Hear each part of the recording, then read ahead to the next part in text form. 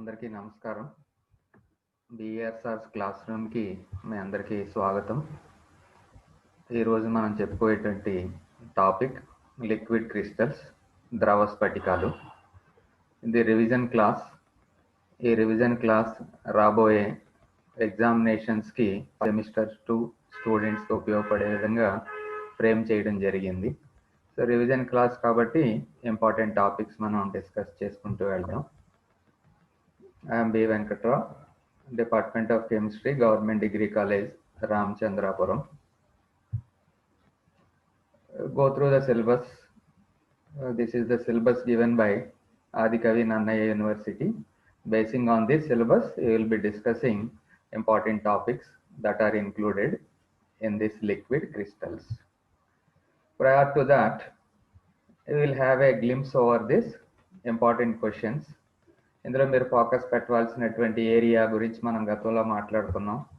ద్రవ స్ఫటికాలు అనగానేమి, what are liquid crystals, how they are formed, what are their characters అనే యాంగిల్లో కొంచెం ప్రిపేర్ అవ్వాల్సి ఉంటుంది. అలాగే ద్రవ స్ఫటికాల్లోని రకాలను వివరించి వాటి ఉపయోగాలను తెలపండి. Explain the different types of liquid crystals and there applications. Applications అనేది మనకి చాలా ఇంపార్టెంట్ అని మీకు తెలుసు. సో జాగ్రత్తగా అప్లికేషన్స్ ఫాలో అవ్వాల్సి ఉంటుంది. అలాగే ద్రవ స్ఫటికాలు ఎల్సిడి ఉపకరణంగా ఉపయోగపడే విధానాన్ని వివరించండి అని చెప్పి ఎక్కువ సార్లు క్వశ్చన్ అడుగుతూ ఉన్నారు మీకు. ఎల్సిడి ఉపకరణం ఏ రకంగా అది ఎల్సిడి ఉపకరణంగా ఉపయోగపడుతుంది. లాస్ట్లో ద్రవాల్లోని అంతరాణు ఆకర్షణలో రకాలను వివరించండి అనేది కూడా క్వశ్చన్ ఉండొచ్చు. What are liquid crystals, how they are form, write about various types of liquid crystals and their applications. Write a note on intermolecular attractions in liquids. కొంచెం తక్కువ ఇంపార్టెంట్ అనుకుందాం. Write a note on use of liquid crystals as LCD devices. అది మాత్రం కంపల్సరీగా మీరు వదలకుండా follow అవ్వాల్సినటువంటి అవసరం ఉంది. Let us start liquid crystals. ద్రవ స్ఫటికాల గురించి కొన్ని విషయాలు మాట్లాడుకుందాం. ద్రవ స్ఫటికాలు అంటే ఆ పేరులోనే ఉంది, ద్రవానికి స్ఫటికానికి మధ్యస్థంగా ఉన్నటువంటి స్థితి. లిక్విడ్ క్రిస్టల్ అంటే క్రిస్టల్ అంటే సాలిడ్. సో సాలిడ్కి లిక్విడ్కి మధ్యస్థంగా ఉన్నటువంటి స్టేట్ ఏదైతే ఉందో దాన్ని మనం ఇక్కడ ఆ క్రిస్టల్స్ని లిక్విడ్ క్రిస్టల్స్ అని చెప్పి పిలుచుకుంటాం, లేదా ద్రవ స్ఫటికాలు అని చెప్పి పిలుస్తూ ఉంటాం అన్నమాట. ఓకే, దీన్నే మీసోమార్ఫిక్ స్టేట్ అని కూడా కొన్ని సందర్భాల్లో పిలుస్తూ ఉంటాం. ఆ మీసోమార్ఫిక్ స్టేట్ అనే విషయాన్ని కూడా మీరు ఎగ్జామినేషన్లో రాసేటప్పుడు మెన్షన్ చేయండి. సో ద్రవ స్ఫటికం అనేది స్ఫటికానికి ద్రవానికి మధ్య స్థితిలో ఉన్న పదార్థం. ఇవి కొన్ని స్ఫటికాల కొన్ని ద్రవాల ధర్మాలను కలిగి ఉంటాయి. చూడండి, చాలా ఇంపార్టెంట్ అది. It has both the properties of liquids as well as solids.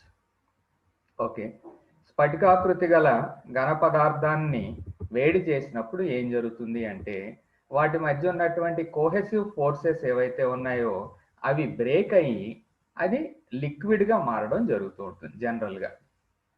So ఒక క్రిస్టల్ని వేడి చేస్తే వాటి మధ్య అంటే క్రిస్టల్లో ఉన్నటువంటి ఆటమ్స్ కానీ మాలిక్యూల్స్ కానీ మధ్య ఉన్నటువంటి కోహెసివ్ ఫోర్సెస్ ఏవైతే ఉన్నాయో అవి బ్రేక్ అయ్యి మనకి లిక్విడ్ రూపంలోకి మారడం జరుగుతూ ఉంటుంది. అది జనరల్ ఫినామినా. అయితే ఇక్కడ లిక్విడ్ క్రిస్టల్స్ గురించి మాట్లాడుకునేటప్పుడు డిఫరెన్స్ ఏంటి అంటే ఈ లిక్విడ్ క్రిస్టల్స్ అనేవి కొంచెం లెంత్లో పొడుగ్గా ఉంటాయి అన్నమాట. మాలిక్యూల్స్ ఒక థ్రెడ్ లాగా అనుకోండి. ఇలాగే థ్రెడ్ లాగా ఉన్నటువంటి మాలిక్యూల్స్ని మనం క్రిస్టల్ స్టేట్లో ఉన్నటువంటి మాలిక్యూల్స్ని వేడి చేసినప్పుడు ఏం జరుగుతుంది అంటే ఆ చివర ఈ చివర ఉన్నటువంటి ఫోర్సెస్ బ్రేక్ అవుతాయి తప్ప మధ్యలో ఉన్నటువంటి ఈ అట్రాక్టివ్ ఫోర్సెస్, కెమికల్ బాండ్స్ అనుకోండి ఏదైనా కావచ్చు, ఆ మధ్యలో ఉన్నటువంటి బాండ్స్ అనేవి బ్రేక్ అవ్వకుండా అలాగే ఉండిపోతాయి. అది ఇక్కడ ఉన్నటువంటి ముఖ్యమైనటువంటి విషయం. ఆ పాయింట్ కానీ మీరు క్యాచ్ చేశారనుకోండి, ఇంక నేను ఇంకేం చెప్పట్లేదు, క్లాస్ అయిపోయినట్టే. సో ఒకసారి మళ్ళీ అందు గురించి రిపీట్ చేస్తున్నాను, జాగ్రత్తగా వినండి.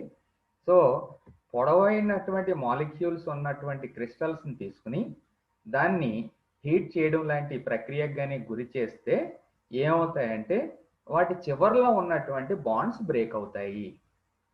కానీ మధ్యలో ఉన్నటువంటి బాండ్స్ ఏవైతే ఉన్నాయో అవి బ్రేక్ అవ్వకుండా అలాగే ఉండిపోతాయి. అంటే పెద్ద పెద్ద చైన్స్ ఉన్నటువంటి మాలిక్యూల్స్ చిన్న చిన్న చైన్స్ గా మారతాయి తప్ప కంప్లీట్ గా మాలిక్యూల్స్ విడిపోవడం అనేది జరగదు. అందువలన ఏం జరుగుతుంది అంటే ఇవి ఒక పక్కన లిక్విడ్ స్టేట్ కి పూర్తిగా మారదు, అలాగని క్రిస్టల్ స్టేట్ లో పూర్తిగా ఉండదు. ఆ మధ్యస్థంగా మార్పు చెందుతుంది. అలాగ మధ్యస్థంగా ఏర్పడినట్టు వాటినే మనం లిక్విడ్ క్రిస్టల్స్ అని చెప్పి పిలవడం జరుగుతుంది అని చెప్పి నాకు అర్థమైనటువంటి విషయం. ఓకే, సో ఇదే దాన్ని ఇక్కడ ఏం రాసుకున్నాం ఒకసారి చూద్దాం. సో ఈ కోహెసివ్ ఫోర్సెస్ ని అధిగమించుట వలన ద్రవంగా మారును. కానీ పొడవైన శృంఖలం వెంట నిర్మాణం గల అణువులు గల స్ఫటికాలను వేడి చేసినప్పుడు వీటిలో గతిశక్తి అణువుల కొనల మధ్య బంధానికి అంతరాయం కలిగించగలదు, కానీ అది బలమైన పార్శ్వ బంధాలను అతిక్రమించలేదు. అందువలన స్ఫటికం ద్రవీభవించడానికి బదులుగా ఒక మధ్యస్థ స్థితిలోకి మారుతుంది. దీన్ని ద్రవ స్ఫటికం లేదా మీసోమార్ఫిక్ స్థితి అని అంటారు. ఈ స్థితిలో పదార్థం ద్రవాల్లాగా పాత్రను పోలిన ఆకృతిని పొందుతుంది, కానీ ద్రవం కంటే ఎక్కువ స్నిగ్ధతతో మసకగా ఉంటుంది. ఓకే, క్లుప్తంగా చెప్పాలి అంటే ఏ రకంగా ఉంటుంది అని కానీ ఆలోచించినట్టయితే ఎగ్జాక్ట్ పోలిక కాదు, కానీ తారు చూడండి ఎలా ఉంటుందో. తారు మామూలు పరిస్థితిలో తారు చాలా సాలిడ్ గా గట్టిగా ఉంటుంది, బొగ్గు కంటే కూడా ఇంకా హార్డ్ గా ఉంటుంది. కానీ వేడి చేసినప్పుడు ఏమవుతుంది, లిక్విడ్ గా మార్పు చెందదు. కానీ ఏ రకంగా ఉంటుంది, అటు లిక్విడ్ కాకుండా ఇటు సాలిడ్ కాకుండా కొంచెం అలాగ జారేటటువంటి స్వభావం ఉన్నటువంటి పదార్థంగా మార్పు చెందుతుంది. అలా ఊహించుకోండి అంతే, అది నా ఎక్స్ప్లెనేషన్ తప్ప ఎక్కడ కూడా బుక్ లో ఆ రకంగా తారును ఊహించుకోండి అనే విషయం ఎక్కడ కూడా చెప్పలేదు. ఓకే, సో ద్రవ స్ఫటికాలకు ఉన్నటువంటి ఉదాహరణలు చూడండి, కింద రాసుకున్నాం మనం. పారా ఎజాక్సీ ఎనిసోల్, పారా ఎజాక్సీ ఫినోటోల్, అలాగే డైథైల్ బెంజిడిన్, ఈ టైప్ ఆఫ్ పదార్థాలన్నీ కూడా మనకి ద్రవ స్ఫటికాల్లోకి వస్తాయి. ఓకే, అవి ఎలాగ ఏర్పడతాయి, వాటి ప్రాపర్టీస్ ఏంటనేది మీకు చక్కగా అర్థమైంది అనుకుంటున్నాను. ఇప్పుడు ద్రవ స్ఫటికాల్లోని రకాలు. ద్రవ స్ఫటికాలు మెయిన్గా 3 రకాలుగా ఉంటాయి. ఒకటి స్మెక్టిక్, 2 నెమాటిక్, 3వది వచ్చి కొలెస్టెరిక్. స్మెక్టిక్, నెమాటిక్, కొలెస్టెరిక్. స్మెక్టిక్ అంటే డైరెక్ట్గా దాని మీనింగ్ సోప్ లైక్, అంటే సబ్బు లాంటిది అని. సో దాని సబ్బు లాంటిది అంటే అర్థం ఏమొస్తుందో మనకి చూడండి, జారుడు స్వభావం ఉంటుంది దానికి. సో ఆ విషయాన్ని మీరు మనసులో గుర్తుపెట్టుకుని స్మెక్టిక్ సంబంధించినటువంటి ప్రాపర్టీస్ అన్నిటిని ప్రాక్టీస్ చేసి రాయడానికి ట్రై చేయండి. సో ద్రవ స్ఫటికాల్లో అధిక క్రమత్వాన్ని కలిగి ఉన్న వర్గానికి చెందింది ఈ స్మెక్టిక్ ద్రవ స్ఫటికాలు. క్రమత్వం ఎక్కువగా ఉంటుంది, అంటే బాగా ఆర్డర్లీగా అరేంజ్ అయ్యి ఉంటాయి. ఓకే, వీటికి సంబంధించినటువంటి ఎగ్జాంపుల్స్ మీరు ప్రాక్టీస్ చేయొచ్చు. ఇథైల్ పారా ఎజాక్సీ బెంజోయేట్, ఎక్కడ ఏ టెంపరేచర్ల మధ్యన అది ఈ క్రిస్టల్ లిక్విడ్ క్రిస్టల్ గా పనిచేస్తుంది అనేది టెంపరేచర్ కూడా గుర్తుపెట్టుకోండి. అలాగే ఇథైల్ పారా ఎజాక్సీ సినమేట్ అయితే 140 డిగ్రీల సి నుంచి 249 డిగ్రీల సి మధ్య ఇది లిక్విడ్ క్రిస్టల్ గా వ్యవహరిస్తుంది. ఓకే, ఈ స్ఫటికములలో సమాన దూరాల్లో గల తలాల్లో అణువులు దిగ్విన్యాసం అంటే ఓరియంటేషన్ చెంది ఉంటాయి, అమరించబడి ఉంటాయి. కానీ క్రిస్టల్లా కాదు. క్రిస్టల్లో అయితే చాలా సిస్టమేటిక్ గా ఉంటాయి అరేంజ్మెంట్, కానీ ఇక్కడ స్మెక్టిక్ లో ఉన్నటువంటి వాటిలో క్రమత్వాన్ని కలిగి ఉంటుంది, అంటే ఆర్డర్లీ అరేంజ్మెంట్ ఉంటుంది, కానీ క్రిస్టల్ అంత కాదు. అలాగే మరి లిక్విడ్ అంత కాదు, అంటే కొంచెం దూరం దూరంగానే ఒక అరేంజ్మెంట్ అనేది ఉంటుంది అన్నమాట. ఓకే, అమరికను కలిగి ఉండును. ఈ స్ఫటిక తలాల్లో ఆవర్తనం ఉండదు, అంటే పీరియాడిక్ గా సిస్టమేటిక్ గా ఉండదు. అణువులు పొరలు పొరలుగా ఉండును, కానీ పొరల మధ్య దూరం స్ఫటికాల్లో ఉండే దూరం కంటే భిన్నంగా ఉంటుంది. ఘన స్ఫటికంలో వలె వీని యందు స్ఫటిక జాలకం ఉన్నప్పటికీ అది విరూపం డిఫార్మ్డ్ చెంది ఉంటుంది. అదే మీకు ఇప్పుడే చెప్పాను, క్రిస్టల్ అంత సిస్టమేటిక్ గా అరేంజ్మెంట్ ఉండదు, అలాగని లిక్విడ్ లాగా అస్తవ్యస్తంగా ఉండదు. ఈ రెండాటికి మధ్యస్థంగా అరేంజ్మెంట్ ఉంటుంది. ఉన్న లిక్విడ్ క్రిస్టల్స్ అన్నిటిలో కూడా బెస్ట్ అరేంజ్మెంట్ దేన్ని ఉంటుంది అంటే స్మెక్టిక్ లో ఉంటుంది అని గుర్తుపెట్టుకోండి. ఓకే, ఘన స్ఫటికంలో వల్లే వీని యందు స్ఫటిక జాలకం ఉన్నప్పటికీ అది విరూపం చెంది ఉంటుంది. ఈ వర్గానికి చెందిన స్ఫటికాల పైన ఒత్తిడి కలిగించినప్పుడు ఒక పొర పైన మరొక పొర జారిపోతూ ఉంటుంది. సో ఒక పొర మీద ఇంకొక పొర జారిపోతూ ఉంటుంది కాబట్టి దీన్ని ఏమని పిలిచారు, సబ్బు లాంటిది అని చెప్పి అన్నారు అనమాట, స్మెక్టిక్ ద్రవ స్ఫటికాలు. ఓకే, రెండో రకం ఏంటి, నెమాటిక్ ద్రవ స్ఫటికాలు. నెమాటిక్ అంటే థ్రెడ్ లైక్ అండి, అంటే దారాల లాగాని, అలా గుర్తుంచుకోండి. సో దారాల వలె మీకు పోగుల్లాగా ఏర్పడి ఉండే వాటిని నెమాటిక్ ద్రవ స్ఫటికాలు అంటారు.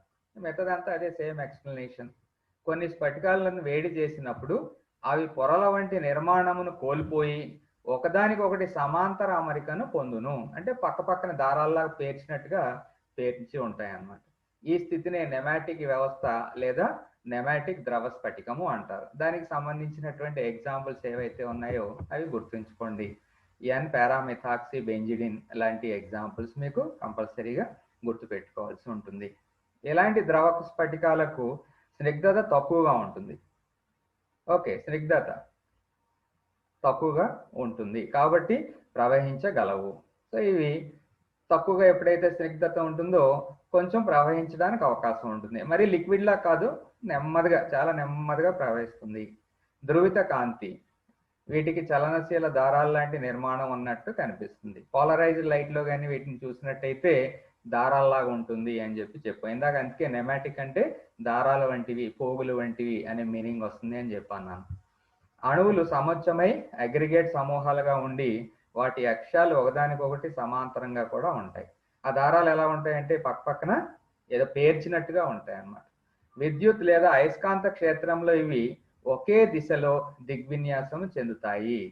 ఇవి విషమ దిశాత్మకత, ఎనైసోట్రోపీని ప్రదర్శిస్తాయి. ఐసోట్రోపీ కాదు, ఎనైసోట్రోపీ. ఎనైసోట్రోపీ ప్రదర్శించడం అంటే మీనింగ్ ఏంటంటే ఒక డైరెక్షన్ లో చూసినప్పుడేమో ఒక రకమైనటువంటి ప్రాపర్టీ వస్తుంది, కొంచెం యాంగిల్ కానీ డైరెక్షన్ కానీ మార్చారనుకోండి ఆ ప్రాపర్టీ మారిపోతే దాన్ని ఎనైసోట్రోపీ అంటాము. మీరు ఇంటర్మీడియట్ లో నేర్చుకున్నారు అది. ఐసోట్రోపీ అంటే నువ్వు ఏ డైరెక్షన్ లో చూసినా కానీ ఒకే రకంగా కనిపిస్తుంది. అది ముఖ్యమైన పాయింట్ ఇక్కడ చూడండి. డైరెక్షన్ మారిస్తే మొత్తం ప్రాపర్టీస్ మారిపోతున్నాయి. అదే విషయాన్ని మొత్తం ప్రపంచ స్వరూపాన్ని మార్చేసింది లిక్విడ్ క్రిస్టల్స్. ఎలాగా అంటే ఈ రోజున మన ఇంట్లో ఎల్సిడి ఇన్ని వాడుతున్నాం, స్మార్ట్ ఫోన్స్ కానీ ఎల్సిడీలు కానీ ఇవన్నీ వాడుతున్నాం అంటే దానికి కారణం ఏంటంటే ఆ ఎనైసోట్రోపీ ప్రాపర్టీ చుట్టూ ఇవన్నీ తిరుగుతూ ఉంటాయి. అంటే యాంగిల్ మారితే స్వల్పంగా ఏమవుతుంది, ప్రాపర్టీస్ మారుతున్నాయి. ఆప్టికల్ ప్రాపర్టీస్ మారుతాయి, అలాగే ఎలక్ట్రికల్ ప్రాపర్టీస్ మారుతాయి. రకరకాల మనం ఎలా కావాలితే అలా అడ్జస్ట్ చేసుకుంటూ మనం ఈ టెక్నిక్ ఏదైతే ఉందో దాన్ని మనం ఉపయోగించుకుంటున్నాం ఎల్సిడి డివైసెస్లో. Liquid crystal display, LCD. So LCD ఉంది అంటే దాని వెనకాల ఉన్నటువంటి సబ్జెక్ట్ ఇది, ద్రవ స్ఫటికాలు. అందు గురించి చాప్టర్ మనకి ఇన్క్లూడ్ చేయడం జరిగింది. సో ఇవి విషమ దిశాత్మకత, ఎనైసోట్రోపీని ప్రదర్శిస్తాయి. అనగా కాంతి, విద్యుత్, యాంత్రిక ధర్మాలు కొలిచే దిశపై ఆధారపడి ఉంటాయి. శుద్ధమైన నెమాటిక్ స్ఫటికాలు విద్యుద్వాహకాలు కావు, కానీ వాటిలో అయాన్లు మలినాలుగా ఉన్నప్పుడు కొద్దిపాటి విద్యుద్వాహకత ప్రదర్శిస్తాయి. చూడండి, ప్యూర్ నెమాటిక్ క్రిస్టల్స్ తీసుకుంటే అవి విద్యుద్వాహకం కాదు, they are bad conductors of electricity. దాంట్లో మనకు కావాలని ఏదైనా డోపింగ్ చేసామనుకోండి, అంటే ఇంకో పదార్థాన్ని మలినంగా కానీ ప్రవేశపెట్టామనుకోండి, వాటి యొక్క ఎలక్ట్రికల్ ప్రాపర్టీస్ మారిపోతాయి. ఇవన్నీ మనకి చాలా అడ్వాంటేజ్ ఉన్నటువంటి విషయాలు. ఇక్కడ చూడండి, ఇదైతే స్ఫటికం, వెరీ ఆర్డర్లీగా ఉంది. ఇది ద్రవం, మోస్ట్ డిజార్డర్లీగా ఉంది. ఈ రెండాటికి మధ్యస్థంగా ఉన్నవే లిక్విడ్ క్రిస్టల్స్. ఈ లిక్విడ్ క్రిస్టల్స్ లో కూడా స్మెక్టిక్ గానీ చూసుకుంటే కొంతవరకు ఆర్డర్లీగా ఉంది, అరేంజ్మెంట్ ఉంది. నెమాటిక్ తీసుకుంటే దీంతో పోల్చుకుంటే తక్కువ ఆర్డర్లీగా ఉంది. కానీ ఇవన్నీ కూడా ఏ రకంగా పేర్చబడి ఉంటాయంటే థ్రెడ్లాగా ఒకదాని పక్కన ఒకటి పేర్చబడి ఉంటాయని చెప్పి మనం చదువుకుంటున్నాం. సో ఇది బేసిక్ స్ట్రక్చర్. వీలైతే మీరు ఎగ్జామ్లో వీటిని కూడా వేయడానికి try చేద్దరు.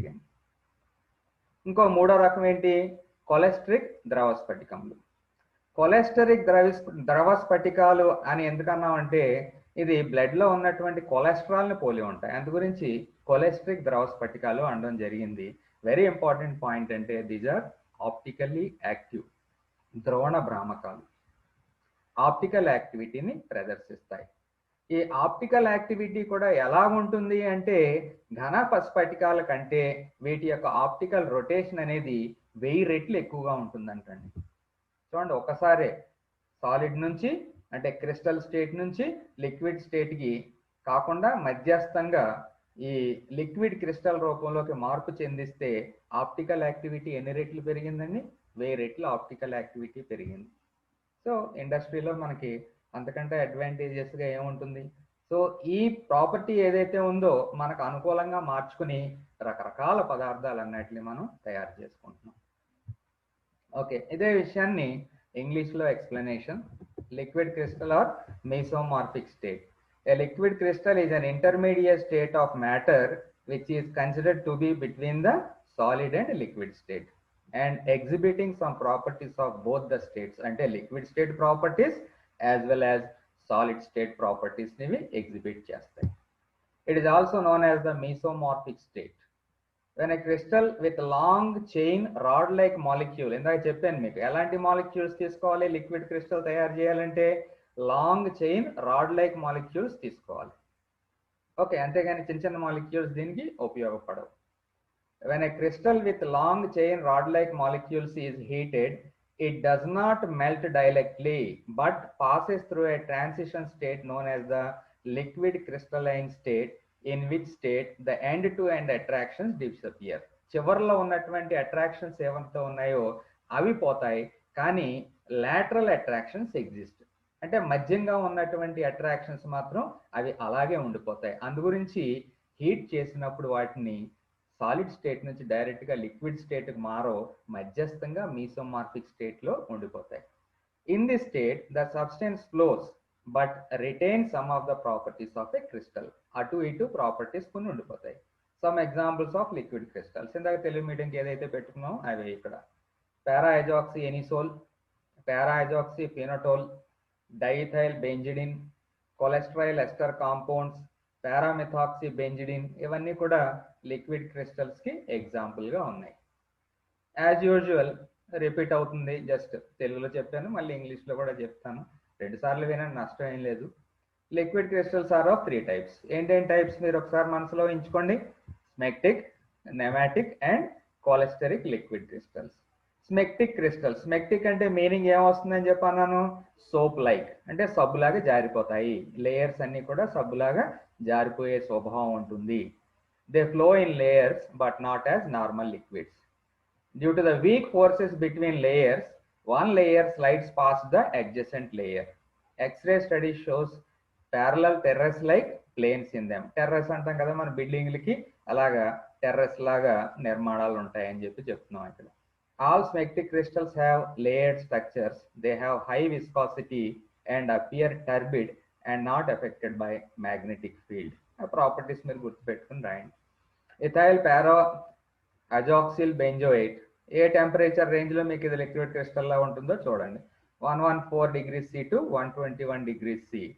N octyl para azoxy cinnamate 94 degrees C to 175 degrees C.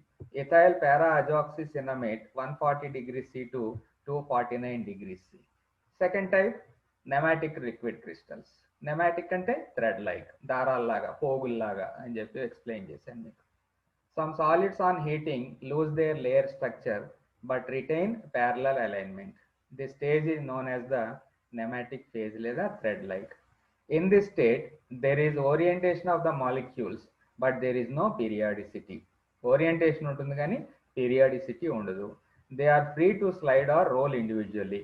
దారాల్లాగా ఉన్నాయి కాబట్టి ఏమవుతాయి, ఇవి స్లైడ్ అయిపోతూ ఉంటాయి. These liquid crystals exhibit anisotropic property. Anisotropic property అంటే మీకు ఇందాక నుంచి ఎక్స్ప్లెయిన్ చేస్తున్నాను. ఐసోట్రోపీ అంటే ఏ యాంగిల్లో మెజర్ చేసినా కానీ ఒకే రకమైనటువంటి ధర్మాలను ఎగ్జిబిట్ చేస్తాయి. Anisotropy means as the angle change or as the direction change the properties change. అంటే జస్ట్ ఎగ్జాంపుల్ కోసం చెప్తున్నాను, అదే క్రిస్టల్ ద్వారా నువ్వు ఏదైనా లైట్ ఒక కలర్ లైట్ పంపించేవనుకో, ఒక డైరెక్షన్లో పంపిస్తే అది రెడ్గా కనపడవచ్చు, ఇంకొక డైరెక్షన్లో పంపిస్తే అది బ్లూగా కనపడవచ్చు. దాన్ని మనం ఏమని పిలుస్తున్నాం, అనైసోట్రోపీ అంటాం. ఏ డైరెక్షన్లో పంపించినా కానీ ఒకే రకంగా వచ్చింది అనుకోండి, దెన్ ఇట్ ఈస్ ఐసోట్రోపీ. అది difference. Okay, These liquid crystals are affected by magnetic field. When viewed in the direction of the lines of forces of magnetic field, the turbid liquid appear clear. అంటే clear అయిపోతుంది. అలా కాకుండా when the magnetic field is cut off, the liquid appears turbid again. They have low viscosity and flow readily. Viscosity తక్కువగా ఉంటుందని ఇందాక కూడా చెప్పాను. అంటే స్మెక్టిక్ అంటే నెమాటిక్ కి విస్కాసిటీ కొంచెం తగ్గుతుంది, స్నిగ్ధత కొంచెం తక్కువగా ఉంటుంది. ఎగ్జాంపుల్స్ పారాజాక్సీ ఫినోలేట్ 410 డిగ్రీస్ సెంటిగ్రేడ్ నుంచి 440 డిగ్రీస్ సెంటిగ్రేడ్ వరకు ఇది లిక్విడ్ క్రిస్టల్ గా వ్యవహరిస్తుంది. ఎనిసాల్ డజైన్ 437 డిగ్రీస్ సి నుంచి 453 డిగ్రీస్ సి వరకు ఇది లిక్విడ్ క్రిస్టల్ గా వ్యవహరించడానికి అవకాశం ఉంది. మూడో టైప్ ఏం చెప్పాను మీకు, cholesteric liquid crystals. What is the meaning of a cholesteric liquid crystal? They resemble that steroid, blood లో ఉన్నటువంటి స్టెరాయిడ్ కొలెస్ట్రాల్ ని రిజెంబుల్ అవుతుంది కాబట్టి it is called as cholesteric liquid crystal. What is very very important regarding cholesteric liquid crystal is it is optically active. ఆ optically activity కూడా optical rotation ఎన్ని రెట్లు ఎక్కువ ఉంటుందని చెప్పాను. సాలిడ్ క్రిస్టల్ కంటే లిక్విడ్ క్రిస్టల్ కి 1000 times more optical activity, optical rotation ఉంటుంది. అది ఇక్కడ ఇంపార్టెంట్ పాయింట్. ఆ ప్రాపర్టీని మనం ఎల్సిడి క్రిస్టల్స్ లో వాటిలో ఉపయోగించుకుంటూ ఉంటాం. The rotating power of these crystals is much higher than the rotating power of salt crystals. దీనికి బెస్ట్ ఎగ్జాంపుల్ కొలెస్ట్రాయిల్ బెంజాయిడ్. ఆ ఎగ్జాంపుల్ గుర్తుంచుకొని రాసుకోవాలి. These crystals exhibit some color effect in the presence of polarized light. Polarised light కానీ ఉపయోగించాం అనుకోండి, ఇవన్నీ కూడా ఆ పోలరైజ్డ్ లైట్ లో రెస్పాన్స్ అవుతాయి అన్న సంగతి ఆల్రెడీ తెలుగులో చెప్పిందే మళ్ళీ ఇక్కడ కూడా రిపీట్ చేస్తున్నాను. సో ఇవి 3 టైప్స్. సో ఏమేమి టైప్స్ ఉన్నాయి? ఒకటి smectic liquid crystals, nematic liquid crystals, the third one is cholesteric liquid crystals. Okay, తర్వాత పాయింట్, అసలైన పాయింట్కి వచ్చాం మనం. ఎల్సిడి ఉపకరణంలో ద్రవ స్ఫటికాల అనువర్తనం. ఇవన్నీ ఎనైసోట్రోపికా, ఐసోట్రోపికా? ఎనైసోట్రోపిక్. ఎనైసోట్రోపిక్ అంటే మీనింగ్ ఏంటి? డైరెక్షన్ మారింది అంటే ప్రాపర్టీస్ మారిపోతాయి. సో మనం ఏం చేస్తాం, డైరెక్షన్ మార్చి మనకు కావాల్సినటువంటి ప్రాపర్టీని పొందడానికి ట్రై చేస్తాం. అలాగా one of the very very prominent application of these substances liquid crystals is in LCD systems. LCD అనగా లిక్విడ్ క్రిస్టల్ డిస్ప్లే. ఎక్కడ ఉపయోగిస్తున్నాం ఎల్సిడిని? దీనికి చాలా ఉపయోగాలు ఉన్నాయి, ఎన్ని రాసినా తరగదు. ఈ ఉపకరణాన్ని కంప్యూటర్లో వాడతాం, క్యాలిక్యులేటర్లో వాడతాం, గడియారాలు, టెలివిజన్, వీడియో గేమ్స్ మొదలైన పరిశ్రమల్లో ఉపయోగిస్తున్నారని చెప్పుకుంటున్నాం. ఈ సాధనం ఏం చేస్తుందంటే ప్రతిబింబాన్ని గ్రహించి, అంటే మిర్రర్ ఇమేజ్ని గ్రహించి నిల్వ చేసుకుని నెమ్మదిగా ప్రదర్శించగలదు. చూడండి ఎలా ఉందో. ప్రతిబింబం అంటే మిర్రర్ ఇమేజ్ని గ్రహిస్తుంది, అలాగే స్టోర్ చేసుకుంటుంది, తర్వాత ఎప్పుడు కావాలితే అప్పుడు దాన్ని డిస్ప్లే చేస్తుంది. అంటే ఎప్పుడు కావాలితే అప్పుడు అంటే ఎక్కువ టైం కాదు, దాని భాషలో ఫ్రాక్షన్ ఆఫ్ ఎ సెకండ్ కూడా ఎక్కువ కాలం కింద లెక్క. అందు గురించి ఏంటంటే గ్రహించి నిల్వ ఉంచుకుని దాన్ని ప్రదర్శిస్తుంది. ఎలా ప్రదర్శిస్తుంది అంటే కొన్ని సందర్భాల్లో పెద్ద స్క్రీన్ మీద కూడా మనకి ఈజీగా ప్రదర్శించడానికి అవకాశం ఉంటుంది. దాన్నే మనం ఎల్సిడి అని చెప్పి అంటాం, లిక్విడ్ క్రిస్టల్ డిస్ప్లే. ఈ సాధనం ప్రతిబింబాన్ని గ్రహించి నిల్వ ఉంచుకుని ప్రదర్శించగలదు. వీటిని తర్వాత పెద్ద తెరపై కూడా ప్రక్షిప్తం చేయవచ్చు. రంగుగల ఎల్సిడిని ల్యాప్టాప్ కంప్యూటర్లు, టెలివిజన్, వీడియో గేమ్స్ మొదలైన వాటిలో వాడుతున్నారు. ఇప్పుడు నేను ఇక్కడ మీకు క్లాస్ చెప్తున్నాను, మీరు అక్కడేమో క్లాస్ వింటున్నారు, చూస్తున్నారు. అంటే దీని అంతటికీ కారణం ఏంటనేది గుర్తుంచుకుంటే ఏం చెప్తారు మీరు? Just liquid crystals, liquid crystal ఆధారంగా లిక్విడ్ క్రిస్టల్ డిస్ప్లే. దానివల్ల నన్ను చూడగలుగుతున్నారు, మీరు నా పాఠాన్ని చూడగలుగుతున్నారు, ఇక్కడ స్లైడ్స్ అన్ని కూడా చూడగలుగుతున్నారంటే కారణం ఎల్సిడి. సో అది అప్లికేషన్. ఇంకంతకంటే నేనేం చెప్పను. మనకి ఎల్సిడి ఉపకరణం అతి తక్కువ విద్యుత్ను ఉపయోగించుకుంటుంది. అది చాలా ఇంపార్టెంట్. చూడండి, ఎక్కువ విద్యుత్ను ఉపయోగించేసుకుంటే అంత అది లాభసాటిగా ఉండదు, చాలా తక్కువ. ఇప్పుడు నేను ఇక్కడ ల్యాప్టాప్ మీద పాఠం చెప్తున్నాను, మీరు అక్కడ బహుశా చాలా మంది ఫోన్లో వింటూ ఉండుంటారు, చూస్తూ ఉండుంటారు. మీరు ఫోన్ ఛార్జింగ్ పొద్దున్న ఒక అరగంట ఛార్జింగ్ పెట్టారనుకోండి, ఇంచుమించు 2 రోజులు వస్తుంది. చాలా తక్కువ ఛార్జ్, చాలా తక్కువ కరెంట్ స్టోర్ అవుతుంది అందులో. అయినా కానీ 2 రోజుల పాటు మనకి ఏకదాటిగా ఫోన్లు మాట్లాడుకోవచ్చు, అలాగే ఏదైనా డిస్ప్లే చూసుకోవచ్చు, గేమ్స్ ఆడుకోవచ్చు. ఇన్ని రకాలైనటువంటి అడ్వాంటేజెస్ వచ్చాయి అంటే దేనివల్ల అంటే LCD, liquid crystal display. So అది ఎవరైతే ఆ విషయాన్ని కనిపెట్టి మనకు అందించారో ఒకసారి వాళ్ళకి హ్యాట్స్ ఆఫ్ కూడా చెప్పుకుందాం ఈ సందర్భంగా. సో ఎల్సిడి ఉపకరణం అతి తక్కువ విద్యుత్ను ఉపయోగించుకుంటుంది, ఉజ్వల కాంతిలో కూడా పనిచేసి నిర్మలమైన డిస్ప్లేని ఇస్తుంది. చూడండి, చిన్న పిల్లలు, 2 సంవత్సరాల పిల్లలు, 3 సంవత్సరాల పిల్లలు కూడా ఈ రోజుని ఫోన్లతో అలా రోజంతా ఆడుకుంటూ ఉంటారు. వాళ్ళకి అసలు చిరాకే రాదు. చిరాకు రాదు అంటే కారణం, కళ్ళకి అది ఇరిటేషన్ రాదు, చాలా నిర్మలమైన చక్కటి డిస్ప్లేని ఇస్తుంది ఎల్సిడి. సో అందుకు చిరాకు రాదు కాబట్టి వాళ్ళు ఇంక రోజంతా అలాగ ఆడుతూనే ఉంటున్నారు దాంతో. సో ఆ పాయింట్ కూడా మీరు ఎగ్జామ్లో వాడుకోవచ్చు.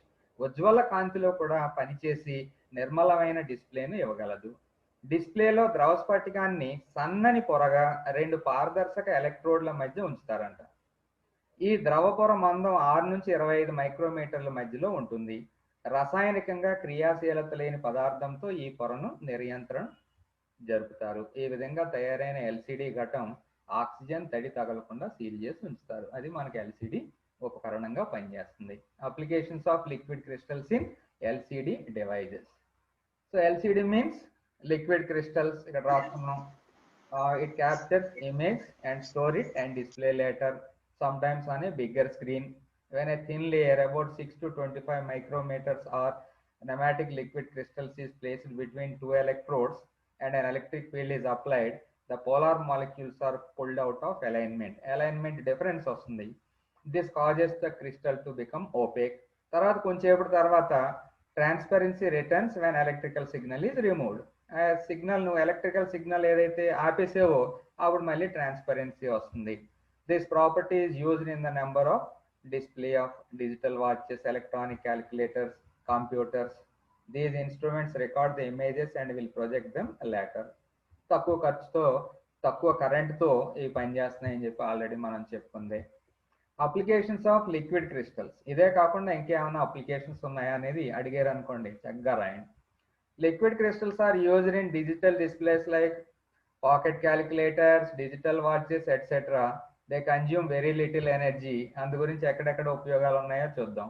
As temperature changes, the distance between the layers of molecules in a crystal also changes. అది temperature changes, the distance between the layers of molecules in a liquid crystals also changes. అంటే ఆ layers మధ్యన ఉన్నటువంటి gap ఏదైతే ఉందో అది మారుతుందంట. The colour of reflected light also changes correspondingly. Colorific liquid crystals undergo a series of color changes with temperature. Temperature మారితే ఏమవుతుందంట, colorific liquid crystals undergo a series of color changes. Temperature మారితే color change. Hence, these crystals are used to monitor body temperatures or to spot areas of overheating in mechanical systems.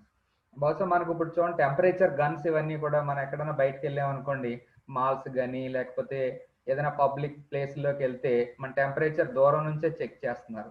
So అలాగా ఎలా కుదురుతుంది అవన్నీ అంటే, మనం ఎక్కడో దూరంగా ఉంటాం కానీ ఇక్కడ వాళ్ళు ఆ టెంపరేచర్ థర్మో గన్ అంటాం, దాంతో ఎలా చూసి ఓకే మీరు లోపలికి వెళ్ళొచ్చు, లేదా మీకు జ్వరం ఉంది మీరు వెళ్ళకూడదు అని చెప్పేస్తున్నారు దూరం నుంచి.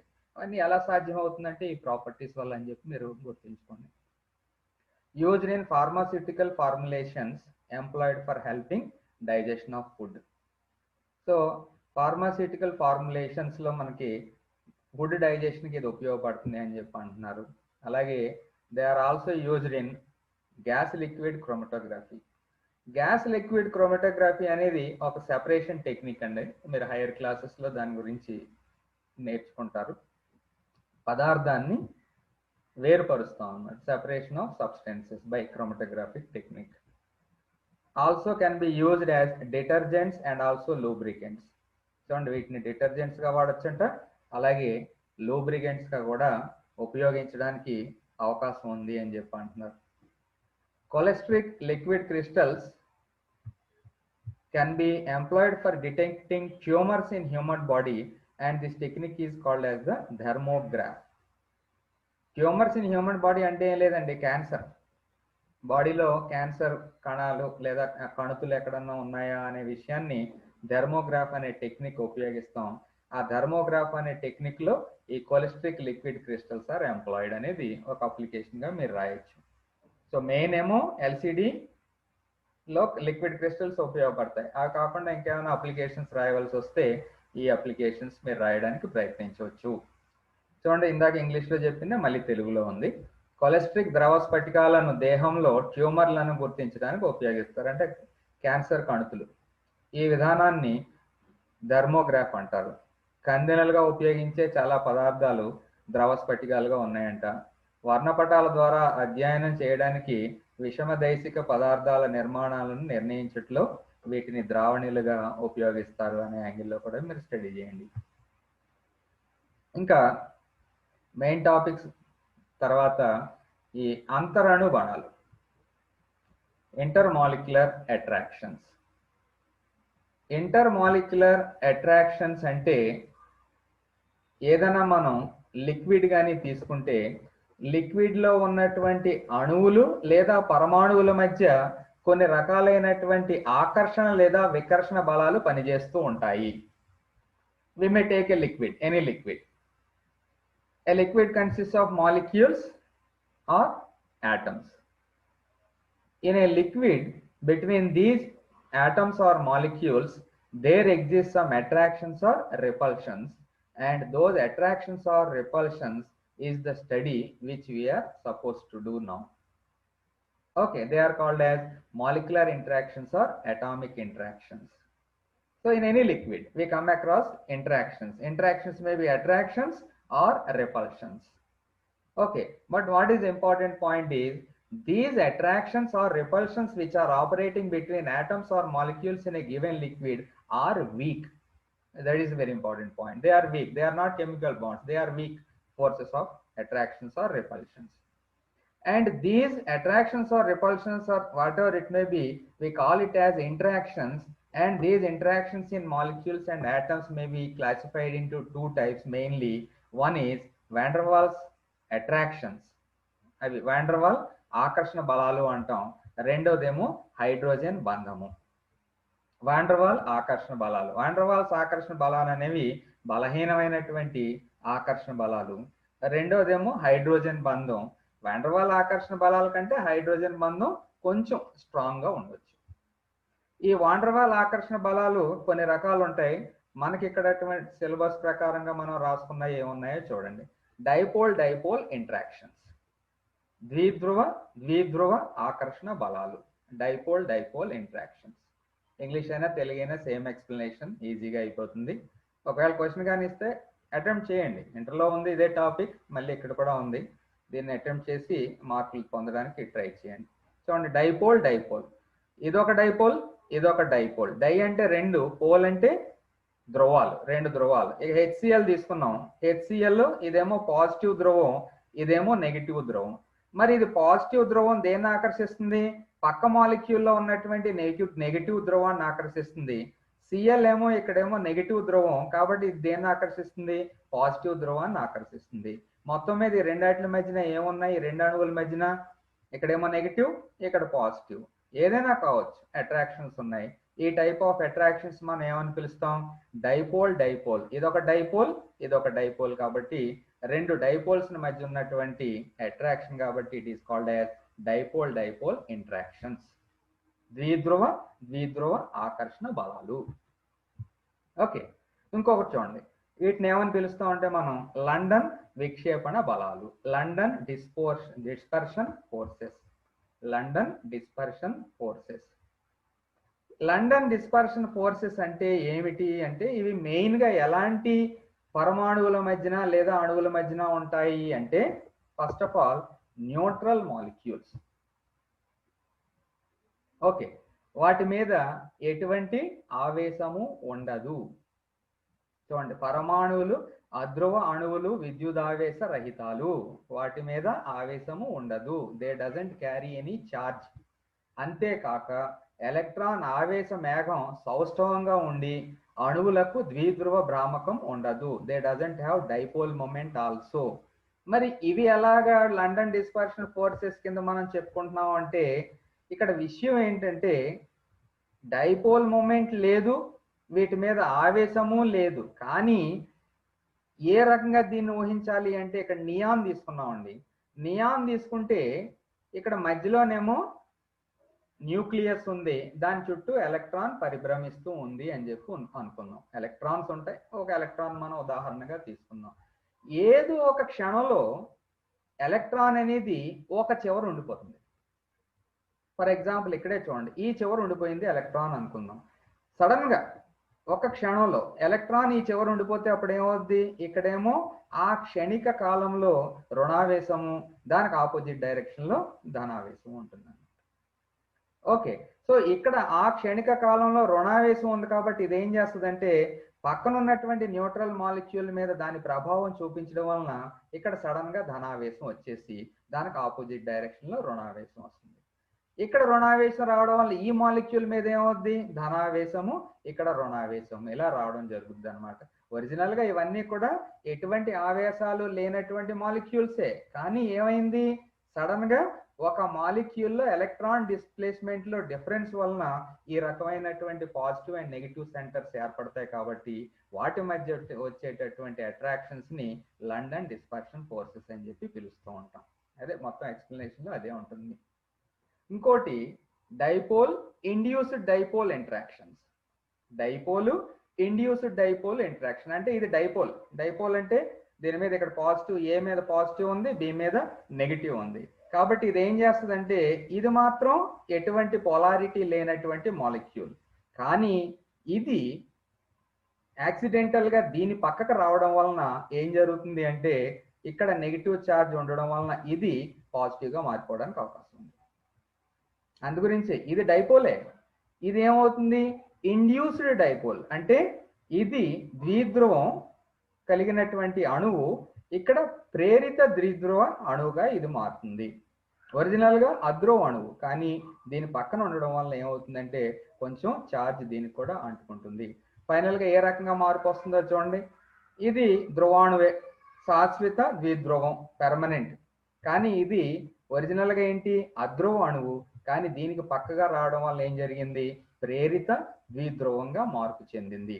ఆ రకంగా ప్రేరిత ద్విధ్రువంగా మార్పు చెందింది కాబట్టి దీన్ని ఏమంటాం, అధ్రువ అణువులో ప్రేరిత ద్విధ్రువం.